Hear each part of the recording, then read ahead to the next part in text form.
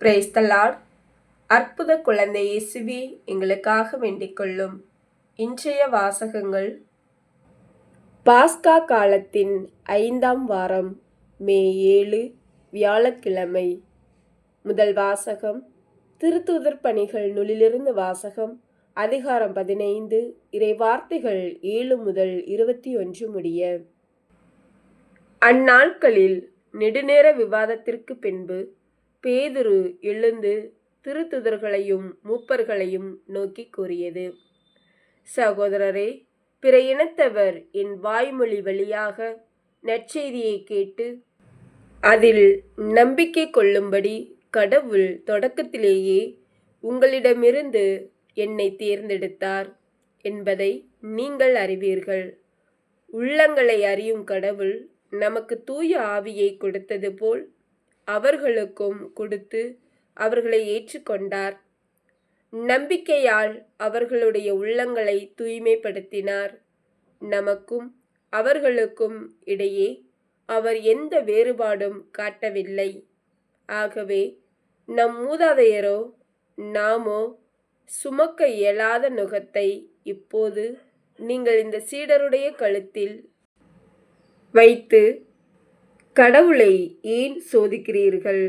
ஆண்டவர் இயேசுவின் அருளால் நாம் மீட்பு பெறுவது போலவே அவர்களும் மீட்பு பெறுகிறார்கள் என நம்புகிறோம். இதை கேட்டு அங்கு திரண்டிருந்தோர் யாவரும் அமைதியாயினர். கடவுள் தங்கள் வழியாக பிற இனத்தவரிடம் அடையாளங்களும் அருஞ்செயல்களும் செய்தார் என்பதை பர்னபாவும் பவுலும் எடுத்துரைத்ததை அவர்கள் கேட்டுக்கொண்டிருந்தனர். அவர்கள் பேசி முடித்ததும் யாக்கோப்பு அவர்களை பார்த்து கூறியது: சகோதரரே, நான் கூறுவதை கேளுங்கள். கடவுள் பிற இனத்தாரிடமிருந்து தமக்கென மக்களை தேர்ந்து கொள்ள முதலில் அவர்களை தேடி வந்த செய்தியை சீமோன் எடுத்துரைக்க கேட்டீர்கள். இறைவாக்கினரின் சொற்களும் இதற்கு ஒத்திருக்கின்றன. அவர்கள் பின்வருமாறு எழுதியுள்ளார்கள்: இவற்றுக்கு பின் நான் திரும்பி வந்து விழுந்து கிடக்கும் தாவீதின் கூடாரத்தை மீண்டும் எழுப்புவேன். இதிலுள்ள கிழிசல்களை பழுது பார்த்து அதை சீர்படுத்துவேன். அப்பொழுது மக்களுள் எஞ்சியிருப்போரும் என் திருப்பெயரை தாங்கியிருக்கும் வேற்று இனத்தார் அனைவரும் ஆண்டவரை தேடுவர் என்கிறார் இதை செயல்படுத்தும் ஆண்டவர். தொடக்கத்திலிருந்தே இதனை அவர் தெரியப்படுத்தியுள்ளார். எனவே என் முடிவு இதுவே: கடவுளிடம் திரும்பும் பிற இனத்தாருக்கு நாம் தொல்லை கொடுக்கலாகாது. ஆனால் சிலைகளுக்கு படைக்கப்பட்டு தீட்டுப்பட்டவை, கழுத்து நெரிக்கப்பட்டு செத்தவை, இரத்தம் மற்றும் பரத்தமை ஆகியவற்றை தவிர்க்குமாறு அவர்களுக்கு நாம் எழுத வேண்டும். மோசேயின் சட்டத்தை அறிவிப்போர் முற்காலத்திலிருந்தே எல்லா நகரங்களிலும் இருக்கின்றனர். அதனை ஓய்வு நாள்தோறும் தொழுகை கூடங்களில் வாசித்தும் வருகின்றனர். இது ஆண்டவர் வழங்கும் அருள்வாக்கு. இறைவா, உமக்கு நன்றி. பதிலுரை பாடல். பல்லவி. ஆண்டவர் தம் வியத்தகு செயல்களை அறிவியுங்கள். அல்லேலுயா, வாழ்த்தொலி. என் நாடுகள் எனது குரலுக்கு செவிசாய்க்கின்றன. எனக்கும் அவற்றை தெரியும், அவையும் என்னை பின்தொடர்கின்றன என்கிறார் ஆண்டவர். நற்செய்தி வாசகம். புனித யோவான் எழுதிய நற்செய்தியிலிருந்து வாசகம்.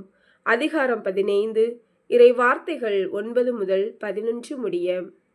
அக்காலத்தில் இயேசு தம் சீடரை நோக்கி கூறியது: என் தந்தை என் மீது அன்பு கொண்டுள்ளது போல நானும் உங்கள் மீது அன்பு கொண்டுள்ளேன். என் அன்பில் நிலைத்திருங்கள். நான் என் தந்தையின் கட்டளைகளை கடைபிடித்து அவரது அன்பில் நிலைத்திருப்பது போல நீங்களும் என் கட்டளைகளை கடைபிடித்தால் என் அன்பில் நிலைத்திருப்பீர்கள். என் மகிழ்ச்சி உங்களுள் இருக்கவும் உங்கள் மகிழ்ச்சி நிறைவு பெறவுமே இவற்றை உங்களிடம் சொன்னேன். இது கிறிஸ்து வழங்கும் நற்செய்தி. கிறிஸ்துவே, உமக்கு புகழ். சிந்தனை. நாம் வாழும் இவ்வுலகில் நீயா நானா என்று சிந்திக்காமல் ஆண்டவரின் விருப்பம் என்ன என்று சிந்திக்க அழைக்கிறார் புனித பேதுரு. ஒரு தலைவனாக, தலைவியாக நீங்கள் எவ்வாறு தீர்வு காண்கிறீர்கள்? சிந்திப்போம். ஆமேன்.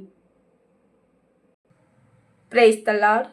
அற்புத குழந்தை இயேசுவே, எங்களுக்காக வேண்டிக் கொள்ளும். Thank you Jesus.